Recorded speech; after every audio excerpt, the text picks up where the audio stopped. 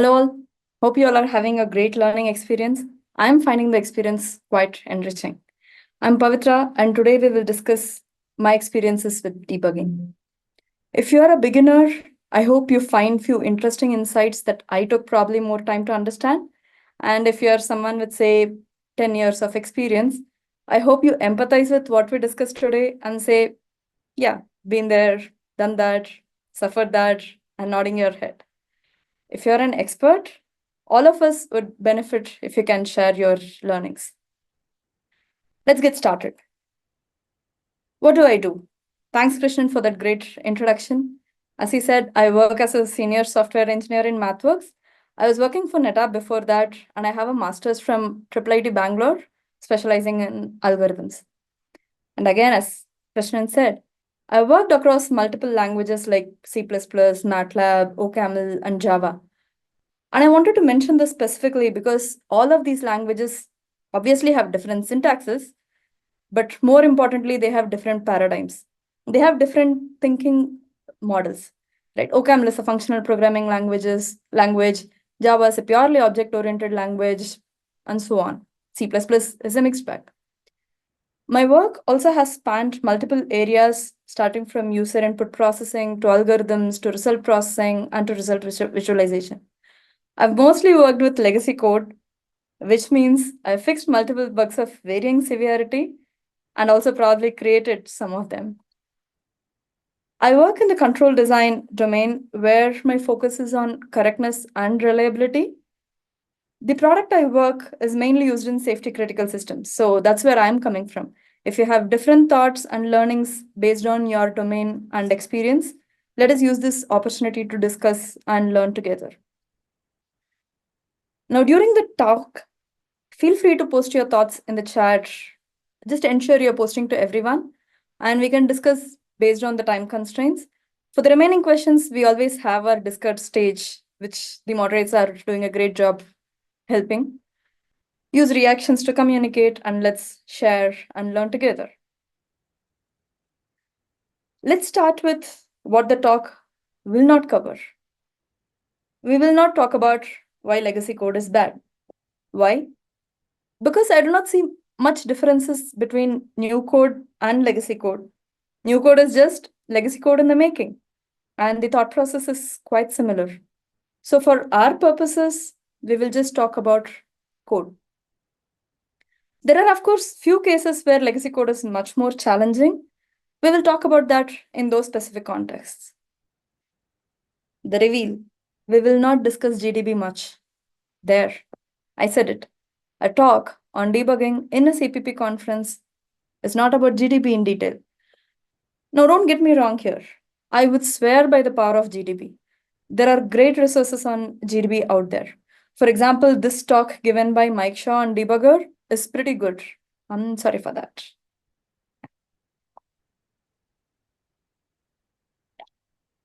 So this talk, as I was saying, given by Mike Shaw on debugger is pretty good. It takes us from what is a bug, its history, and it goes on to discuss GDB in detail. And another talk by our own Dheeraj Jha is quite interesting on how it talks about the various features of GDB. It talks about using Python and so on. For anyone interested in GDB details, I would strongly recommend these links. But this talk will not focus on that. Today, I wanted to focus mainly on the thought process for debugging. After Ankur's talk, we are all the more convinced that software engineering is more about capturing the right intent. We should be able to think about things, and we can ask the compiler to do it for us. How to approach debugging is what we will discuss today. How to do it, you'll surely figure out. We'll start with why is debugging hard, and we will delve into how to make this process easier in the present. This is where we will focus the most. We will touch upon how to make it better for the future. We will discuss the learnings through an activity. So when I was thinking about this talk, I was thinking about what would be the right example that all of us will be able to relate to. But I realized all of us have that one bug, which has haunted for days, which has taken a lot of time for us to figure out why it is failing. Let us use this talk to revisit that journey. Choose a scribbling board, a notepad, a good old notepad, notepad plus plus, whiteboard, Zoom chat, anything. Write down some pointers about the interesting bug that you had to fix. One bug that had given you sleepless nights. Let us take a few seconds to bring that up while I also get the chat.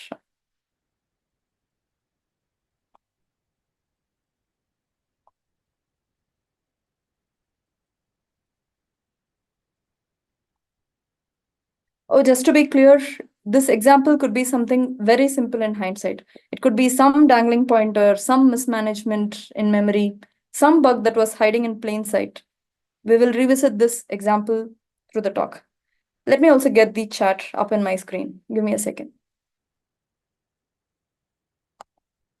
Yeah.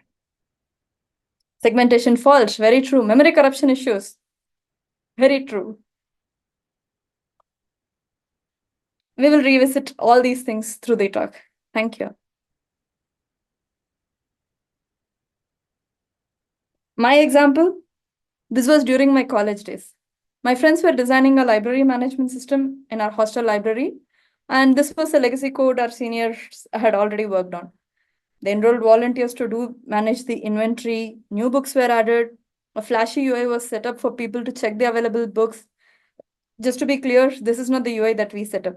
I picked this from the internet. Thanks a lot for who had worked on it. I'm adding it as a representative of what we want to build. The issue was when my friend returned 5 books, they were not getting reflected in the UI. This meant if the return was not updated, she had to pay the late fee, and she also cannot borrow any more books. And obviously, this was the last minute. So now this was something initially that took a lot of time for us to figure out the issue. Any guesses? Where do you think that the bug was?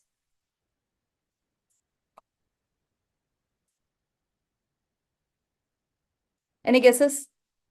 Memory issues, segmentation faults, why this was not happening? I'm not sure if you'll be able to guess it after a lot of years of experience. Let us start with what had gone wrong. Let us start with a question. Is debugging hard? What is your experience? Do you think debugging is hard? My answer is it can be, because this was the issue. This is why it did not work.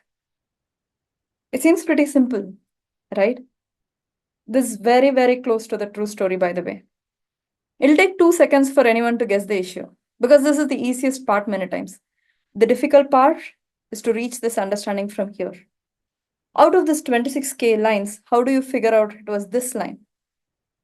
When I was talking about this to some of my friends, one of their suggestion was you can use the debugger. We can always start from the entry point and drill our way through. The problem is the sheer volume of the code base can make this exercise pretty expensive. It's quite possible that we do not know where to even start looking for the issue. This is another factor that makes debugging pretty hard. Consider the same example.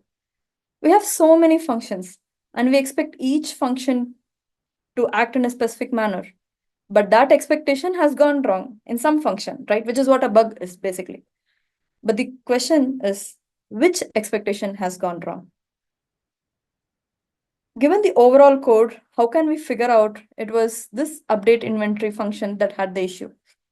Much more important, or most important, is how do we ascertain that all these other functions are clean and we can rely on them? We will have thousands of such expectations in our code. Which one should we doubt? All our efforts are directed towards making the what should I doubt simpler. Now we know what will make debugging harder. So what will make debugging easier? Anything that reduces the volume will make it easier. Anything that helps in narrowing down the suspects will make it easier. Cut down the additional parts, you will reach the issue pretty quickly. This is what we will discuss next. We acknowledge that debugging is hard. Let us think about what we can do to make it more manageable. There are multiple styles that exist out there. I'm going to discuss 3 main aspects that have helped me a lot. Now, these steps are pretty iterative, and all these aspects support each other. Let's start with knowing the spec. Of course, I know the spec. It should not crash. It's generally not enough. Now, this is a phase that is too overt that it is covert, as Sherlock Holmes would say. The first part to what should I doubt is to know what the expectations are. My debugging journey generally starts with a table, expectation and reality that I fill during the process.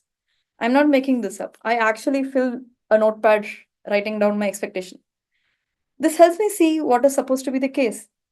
It's very important to be an observer here. Now, once we get this, suddenly we are not worrying about why me, but we are playing spot the difference. Now, this first column that we had written down, it serves as a documentation for the future. In some cases, this will also point to underspecified requirements. For example, did we discuss how the system should respond when the user presses Ctrl+C? Is a very common underspecification. When we move towards declarative CPP, as Ankur mentioned, it will become all the more important for us to have the right specification. And this table with the potential causes will also make it easier for us to guess why the issue is happening. Use this table to write down the usual suspects, and that will help us in figure out what the next experiment should be. Now, how do we get to know the spec? The easiest way, obviously, is to understand the spec is through documented design, clean code that has great naming, and unit tests that outline the use cases, and everything is set. But this is pretty rare. How many of us, especially working in legacy code, again here, see the code to have all these?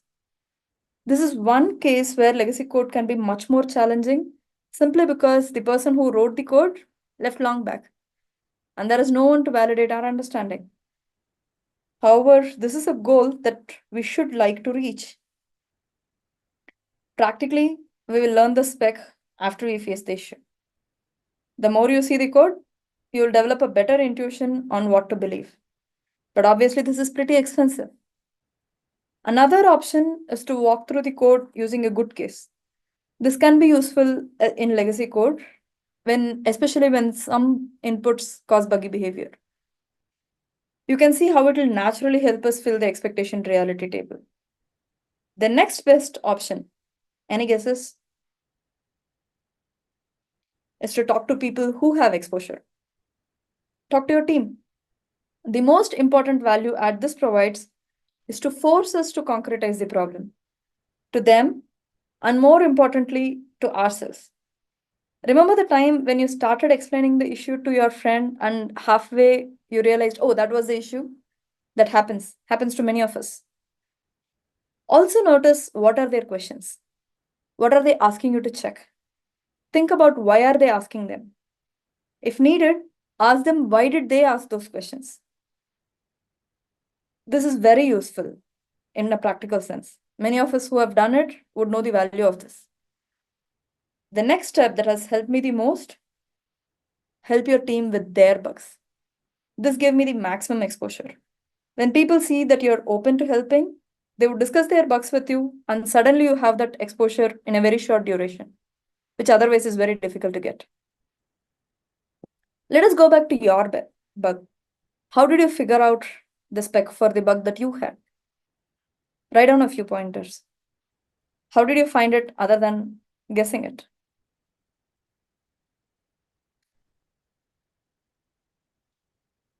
In our example, we relied on the project report that we had, but again, that was the college project report. And we tried to piece in information and then ask the team who worked on it initially. And you know how probably that would have went.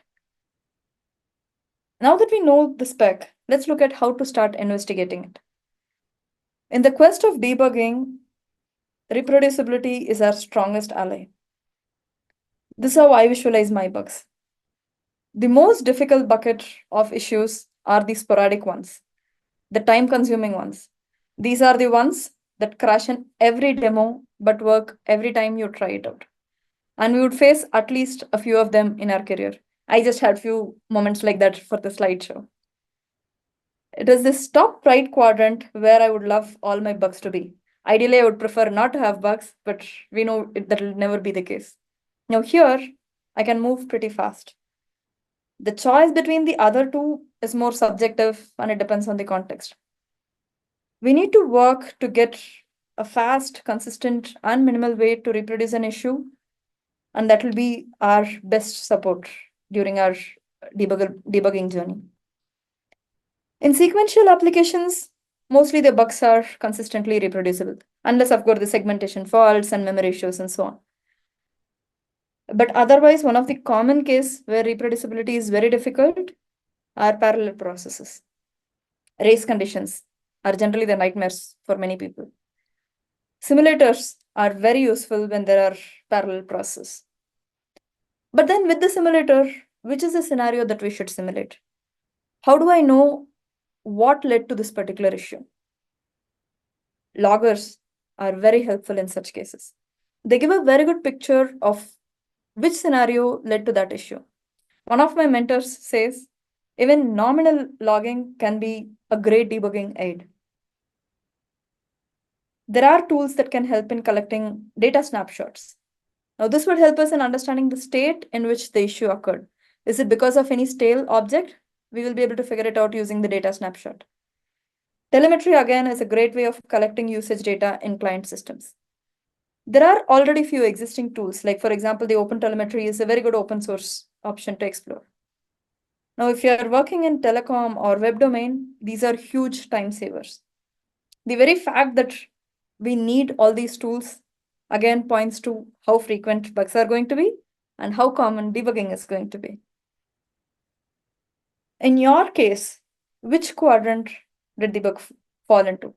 Were you lucky that it was in the optimal case, or were you in the most inefficient bucket, unfortunately? What is the average time that your reproduction took? Do you remember? What to do if this was not possible? Now, there are a few cases that will naturally make this pretty difficult. The intent should be to move to the first quadrant. Wow. So one of the reproduction took 30 hours. I at least hope that it was consistent.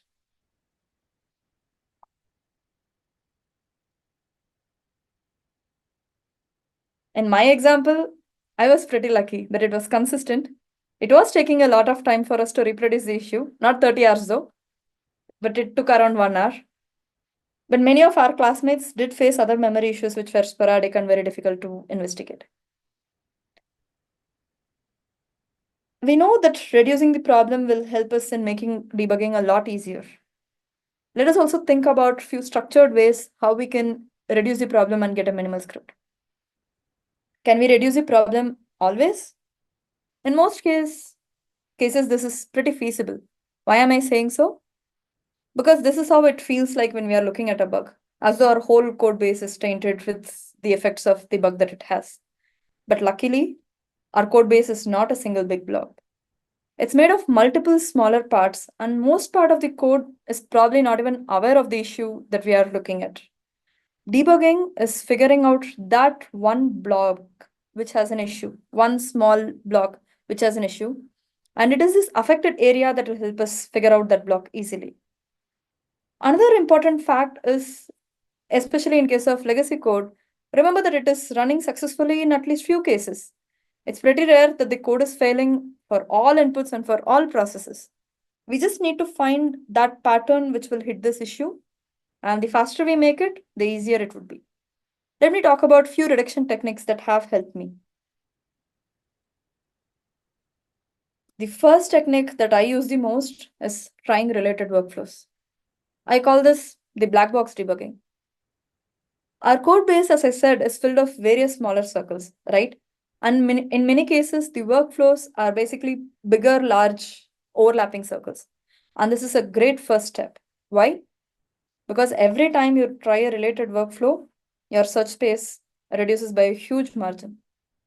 As you see here, we have a problematic workflow, and you're trying a different workflow that is overlapping. And if the issue is reproducible, you just have to focus only on the overlapping part of the code. And if it does not, skip the overlap. Either way, you have reduced your whole problem space already.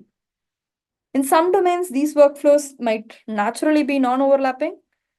In such cases, you are pretty lucky. You already have a smaller area to start focusing on, right? And now in our example, how did we do this? As you know, we were debugging our library management system, and this is our code base. And the bug was when a book was returned, the display was not updated. Now, what are the workflows that we can try? Any guesses? What would you have tried if you were trying to debug an issue with returning a book?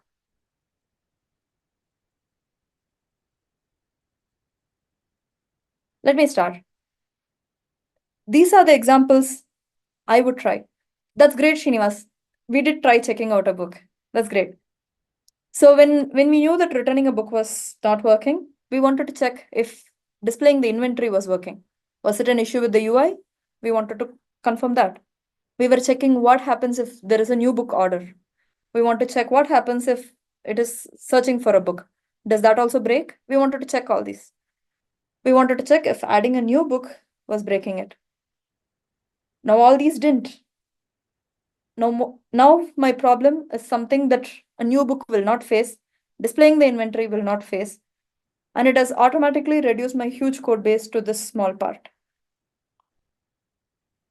The next technique is to reduce the input. Why is this natural? Because code, as we know, is basically given an input, feed it to the process, get the output model, right? And now we know whether there is an issue with the output. So reducing the input is a great place to start. Think about some examples where this can be useful. Like say, performance issues, out-of-bound accesses, data type issues, hard-coded data. These are all great examples that could benefit from this reduction. I am specifically mentioning hard-coded data because we have seen such examples again in our college projects where we would have just hard-coded saying work for 3 and anything more than that, it will just come crashing down. This will also help us in creating a fast reproduction script that we spoke about. In our case, obviously, instead of returning 5 books, we started with returning a single book. The next technique that we will discuss is to reduce the process. This I would call as white box debugging. Knowing the spec would be of great value here. This helps in getting a fast minimal reproduction step very fast. Now, it's very important to figure out the first deviating step. We'll talk about why I'm mentioning this very explicitly. There are a few other aspects that deserve a special mention here. A common bucket is language nuances. This is a common issue when people work across languages. It's all the more difficult to realize what we are overlooking. Let us look at an example. This is how an array looks in old CPP. I'm just initializing an array of 5. So it's going to be a unidimensional array, 5 cross 1. And I have this data already set up. Imagine a Java developer looks at this. The next line, they are going to assume that all these data is already initialized.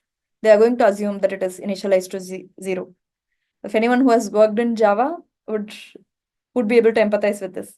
I know a few Java developers who would have taken days to figure out that it is because the data is not initialized to 0. This is how it looks in MATLAB.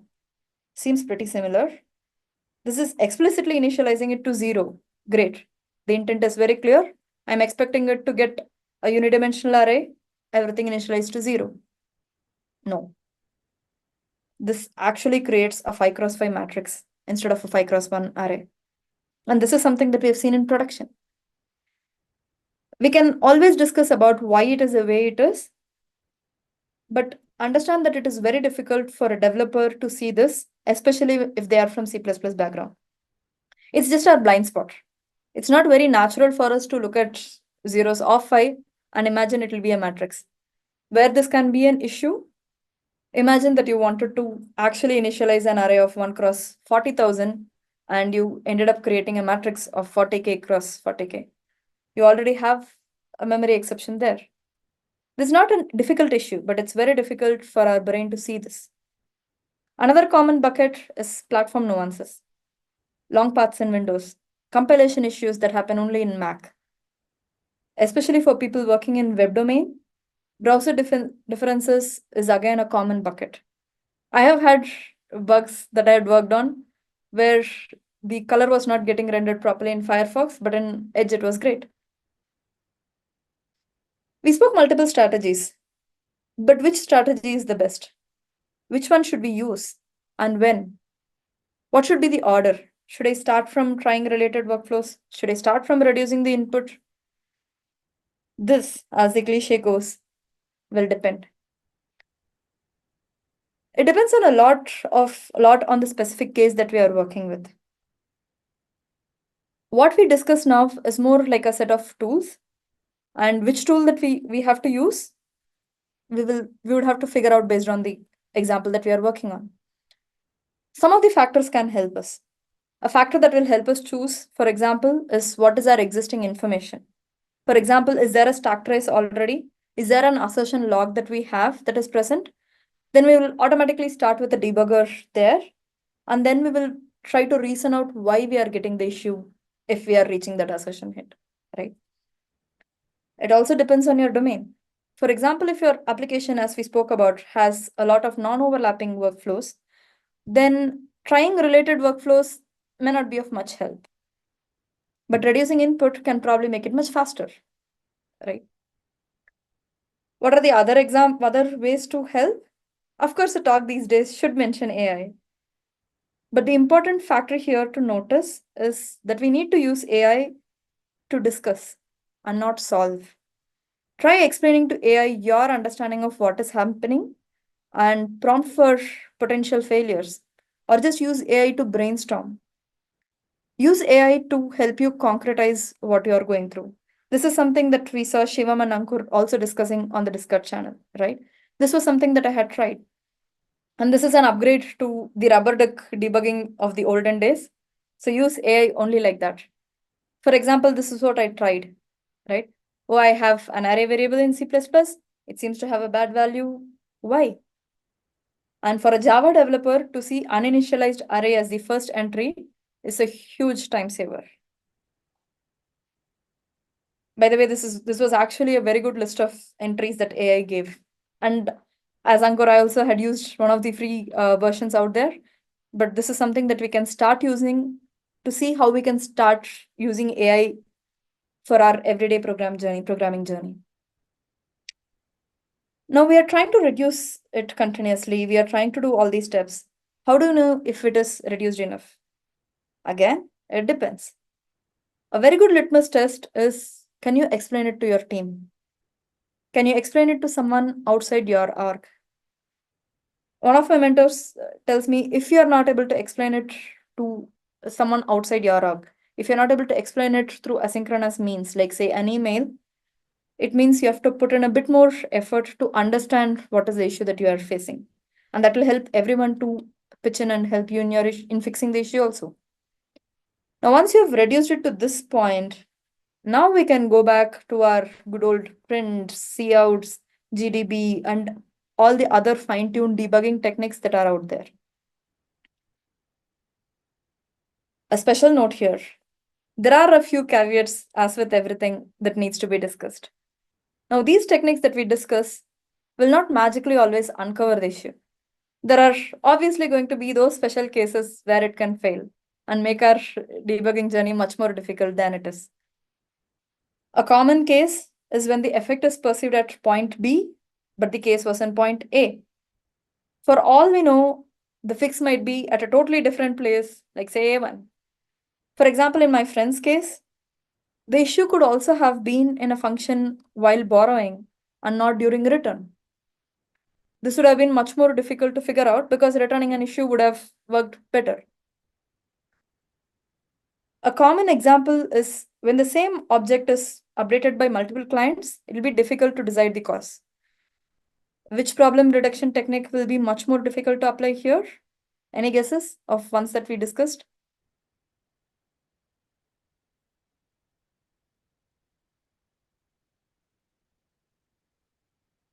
That's right. Process reduction will be much more difficult. Whereas trying the related workflow might have helped because the state would have been as per the expectations. Another case where this can fail is sometimes for a bug to manifest, there needs to be a multitude of factors that needs to come together. This is generally true for legacy applications. Most of the single issue bugs would already have been uncovered, and now the issue occurs only when multiple factors come together. Say there is a new feature and we don't know how it interacts with some existing feature that is very rarely used, right? Here, reducing the input will become trickier. Sometimes the previous workflow would have left the data in a bad state. Here, if we try related workflows, it will not help in uncovering the issue because every workflow would have been fine by itself, right? Here is where the data snapshots could have helped. But if there are these considerations and caveats, why did we even spend our last 30 minutes discussing all these techniques? Because, as I said, these techniques are tools. The ideas that we have discussed are great starting points. They are pretty useful in most of the cases. The one important aspect is to explore the code base with a healthy doubt, and that will take us through. Say you are stuck with something by reducing your input for more than half an hour. Shift the technique. Try reducing the process. Try using related workflows, and so on. The more you do it, the better you'll become, as with many other things. In your domain, what are the techniques that you think will be most useful? Do you work in web domain where you need telemetry? Do you need simulators to help you reproduce the issue? Which technique of this did you find the most interesting? Let me know. Let us take a few seconds.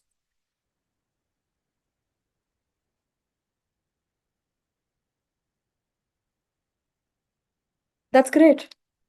Related workflows is very interesting technique to start with. As I said, it just reduces the problem space suddenly. That's true, Ashutosh. Problem reduction has helped a lot.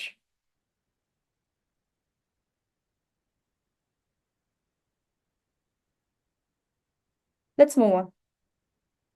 Let's do a quick recap, right? We started with knowing the spec. We talked about the need for coming up with this expectation and filling the reality like an observer. I'm repeating the word observer because it is very difficult to be an observer in something that you have debugged a lot. Your brain will actually tell you what it is supposed to be than what it is. We spoke about the importance of reproducibility, and we want all our bugs to be in the top right corner where the bug is consistently and quickly reproducible. We spoke about multiple ways to reduce the problem from a huge blob to a very contained part of the code. As you can see here, these three aspects will help each other. The more you know the spec, the more you'll be able to reduce the problem. The more you'll be able to reduce the problem, easier it will be for you to reproduce the issue. And all these will feed in each other. Now we spoke about what we can do in the present, but also more important is to know what we can do to make it better for the future. This is something that we have to consciously take time and work towards. Why do we want to make debugging easier in the future? For one easy thing, we have to give back to the team. We learned from them, we have to give it back to the team. Think about what could have made your journey better and do that. That will give you the answer. Let us retrace what we did and how it could be improved. Remember how we spoke about the ideal state being very rare?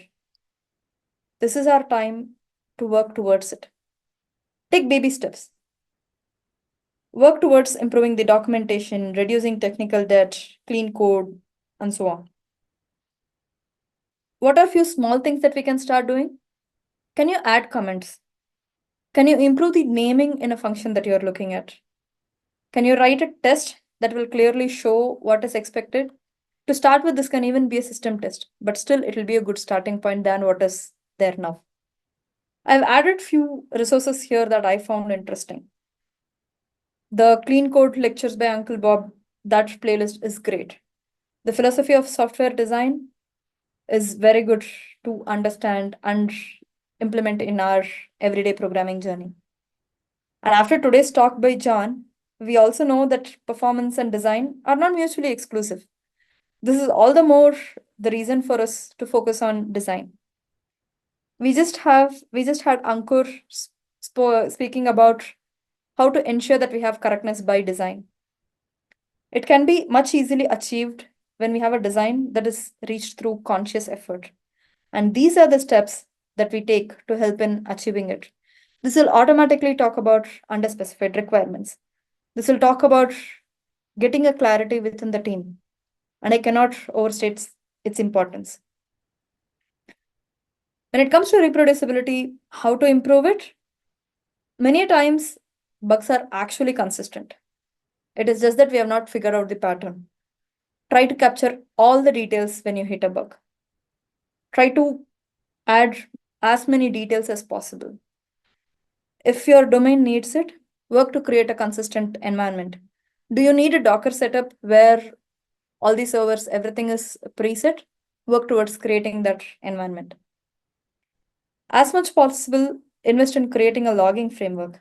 If you already have loggers, ensure that you write log messages in your code throughout. As I said already, even nominal logging is a great debugging aid.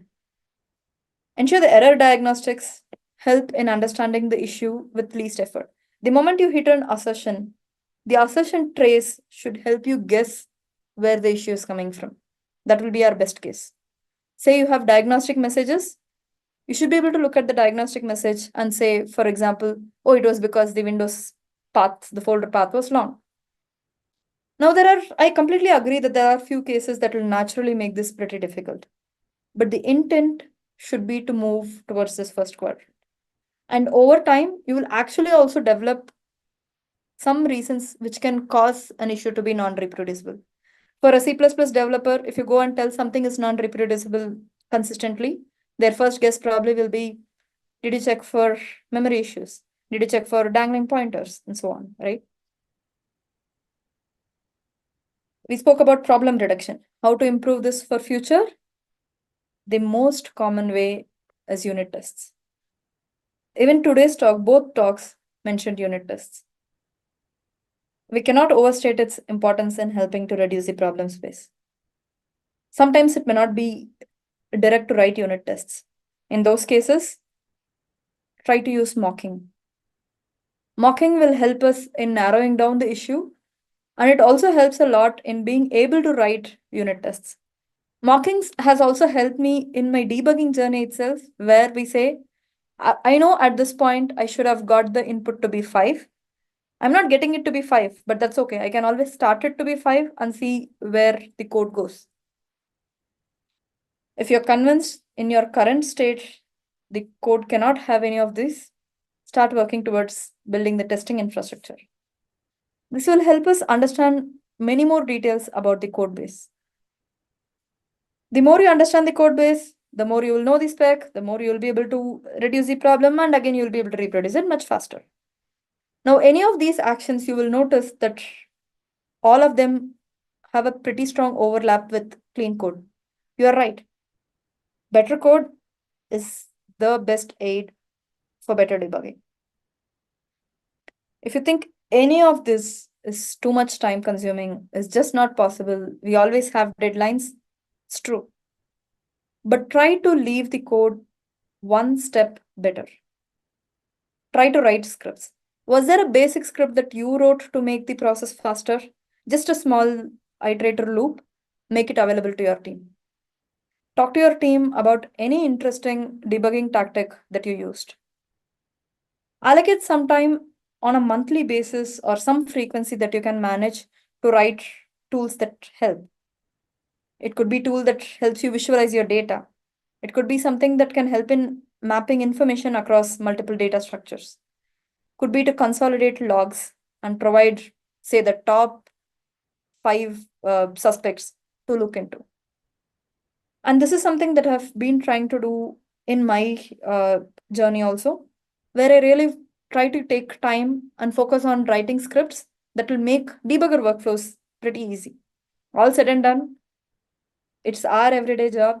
It helps to make it easy for ourselves.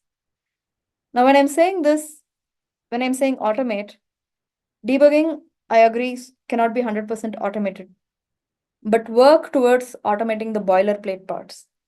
As Ankur said, reserve your brain space for thinking, and anything else that can just directly come out of your thought process, try to automate it. Can you write scripts to collect all the required data so that when you have a bug, you already know where to start from? In your example, could any of these have helped? If so, work on doing it to make things much easier next time for you, and more importantly, also for your team. I've learned and I'm still learning many of these from multiple talks and articles, and of course, our own experiences, right? I've added some of them here. This talk by Sebastian, Nobody Can Program Correctly, is a CppIndiaCon talk again, and it has pretty good overlap with what we discussed. And it also talks about in detail how to approach debugging in CPP.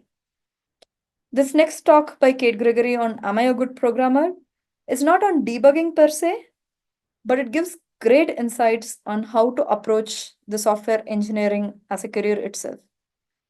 What should we think about? What should we focus on? What should be our direction forward is something that I found very, very valuable from this talk. Some of the articles, this top article on modern debugging from the ACM org is great. It's a pretty comprehensive talk that discusses multiple things that we spoke about, and it also gives a structured way of what we can do and when things can be more difficult and so on. It has a nice UML diagram, by the way, that says how we should think about debugging, and I strongly recommend to check that out. This other talk that I stumbled upon in LinkedIn talks about the non-technical aspects of debugging. And how can you look at debugging as a great thing and not exactly as a bane? For example, as I mentioned, debugging is a great tool to know your code. I have, for example, worked 80% in my code base, mostly because of various bugs that I have worked on. Suddenly, every bug will become, or every feature that we think about will become something that you have few starting points on. To end, bugs are here to stay. Making debugging easier will make our workday easier. Work towards knowing the spec. Work towards creating a consistent, fast reproduction script. Reduce the problem as much possible.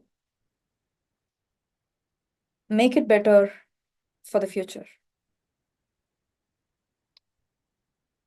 Any thoughts or questions that you want to share?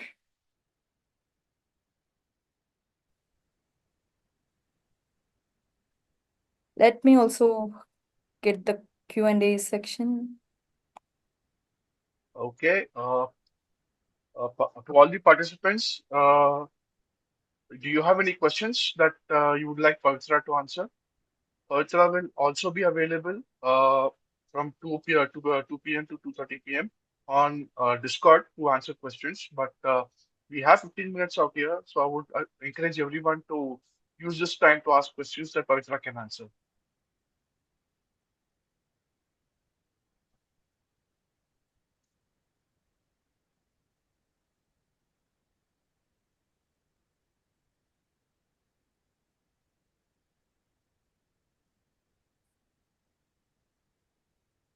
Pavitra, one question. Besides GDB, what other tools do you use for debugging, or you would suggest for debugging that beginners can use, or which is more beginner friendly? To be honest, printfs, couts, loggers. Yeah, So that's where we always start with. yeah. But I still otherwise, go. the power of GDB is great. So at least in my experience, I've found loggers to be the most useful. It easily gives a point to start from. That's what I have found more useful. Okay. All right. We have a few questions. Let's try and address them. Okay. I think you've already spoken Krishnan, about it.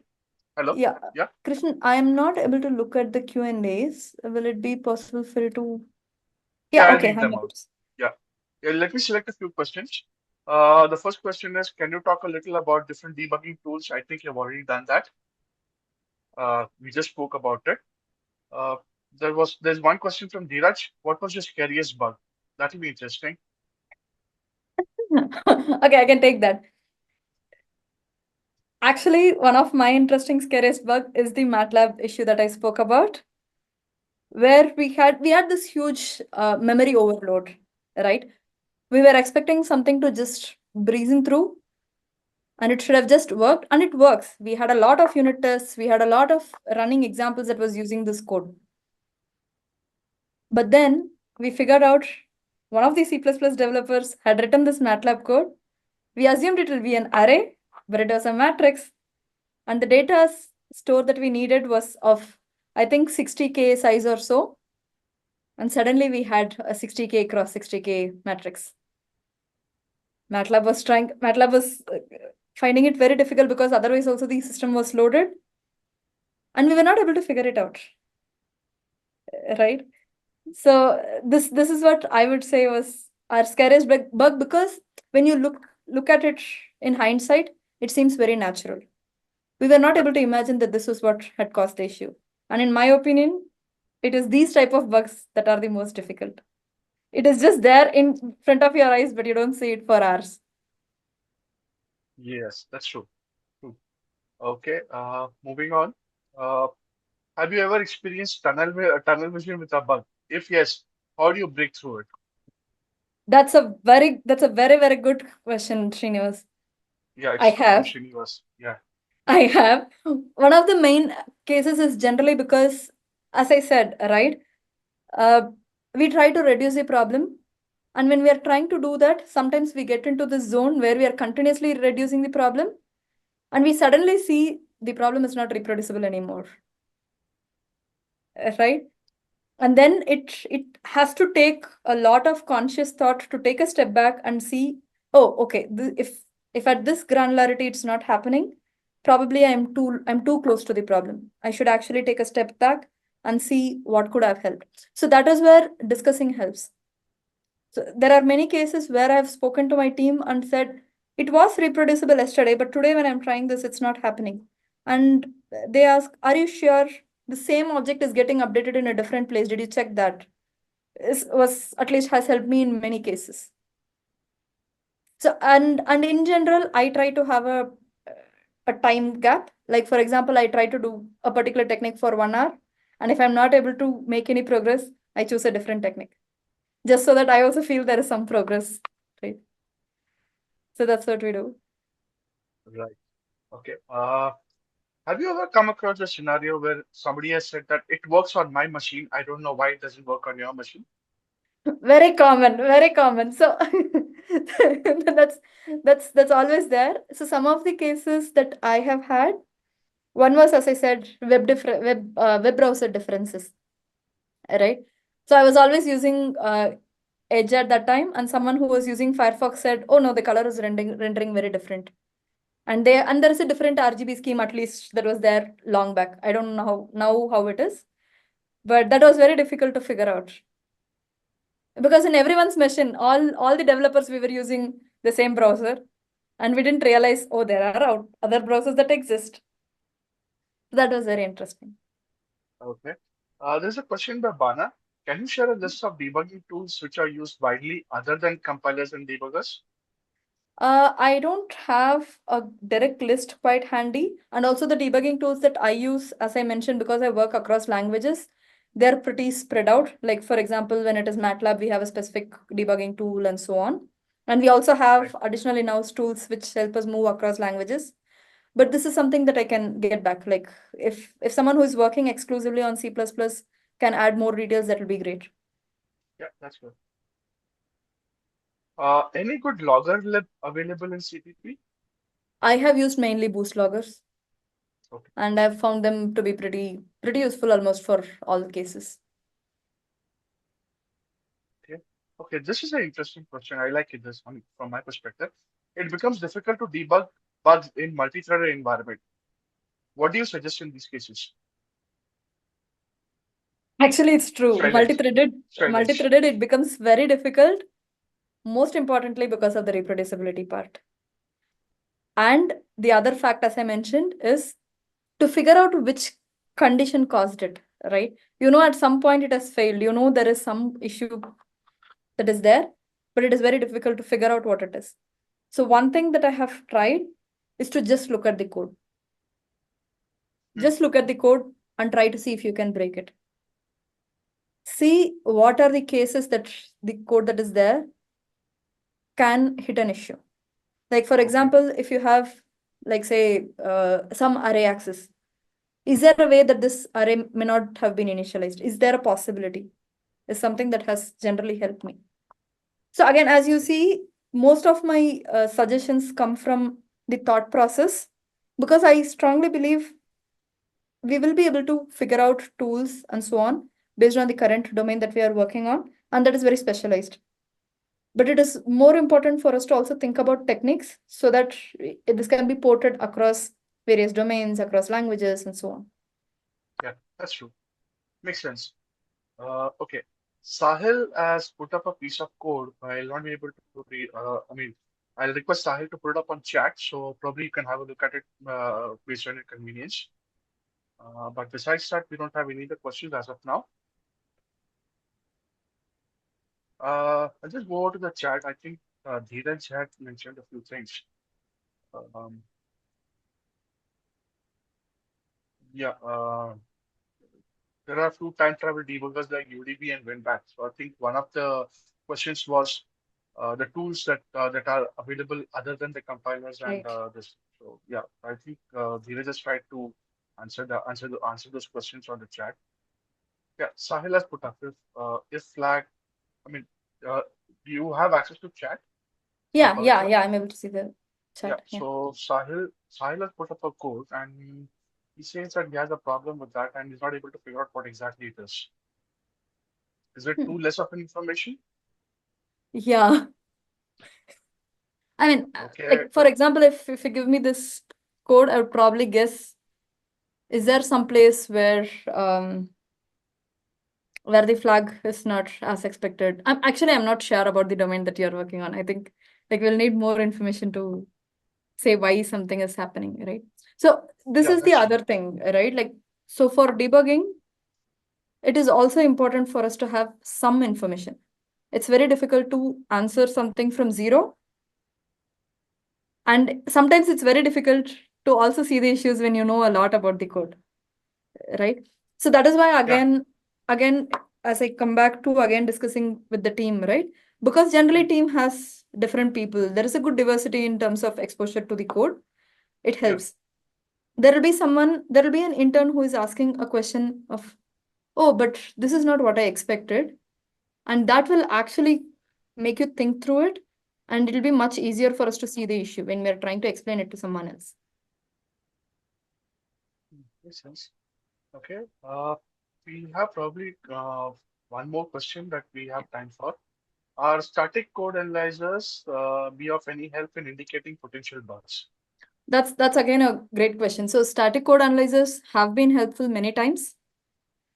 But as far as I know, at least when I talk to many of my friends, right, I don't see all the companies, all the organizations to adapt static code analyzers to the same extent, right? So that is why I was not relying on it completely, but you're completely true. Like, static code analyzers can help a lot if you are conscious about the warnings.